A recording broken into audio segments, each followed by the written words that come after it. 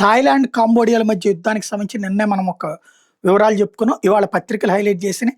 మీరే మొదట కాల్పులు ఎవరైనా ఉల్లంఘించారని పరస్పర ఆరోపణలు చేసుకుంటూనే దక్షిణాసియా దేశాలైనటువంటి థాయిలాండ్, కాంబోడియా మళ్ళీ దాడుల్లో మునిగిపోయినాయి. గత జూలైలో పరస్పర దాడులతో సరిహద్దు ప్రాంతవాసుల కంటి మీద కునుకు లేకుండా చేసిన ఇరు దేశాలు మళ్ళీ కయ్యానికి కాలుదూతున్నాయి. యుద్ధానికి ఆజ్యం పోసేలా కాంబోడియా సరిహద్దు ప్రాంతాల మీద థాయిలాండ్ సోమవారం వైమానిక దాడులు చేసింది. ఈ ఘటనలో 4 కాంబోడియా పౌరులు చనిపోయినట్టు అంతర్జాతీయ మీడియాలో కథనాలు వచ్చినాయి. మరో 8 మంది గాయపడ్డారు. కాంబోడియా జరిపిన ప్రతి దాడిలో ఒక థాయిలాండ్ జవాన్ చనిపోయాడు. దాడులు దాటికి సరిహద్దు వెంట ఉన్న గ్రామాల నుంచి సోమవారం వేలాది మంది స్థానికులు బతుకుజీవుడు అంటూ తమ స్వస్థలాలను వదిలి సురక్షిత ప్రాంతాలకు తరలిపారు.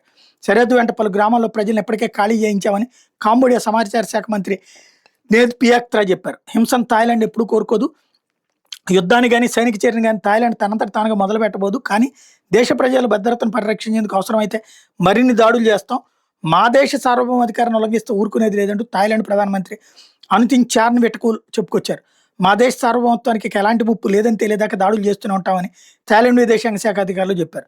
జూలైలో కాంబోడియా, థాయిలాండ్ ఘర్షణలో 48 మంది చచ్చిపోయారు. 3 లక్షల మంది తాత్కాలికంగా వేరే ప్రాంతాలకు తరలిపోయారు. మళ్ళీ ఇప్పుడు సంక్షోభం వచ్చింది.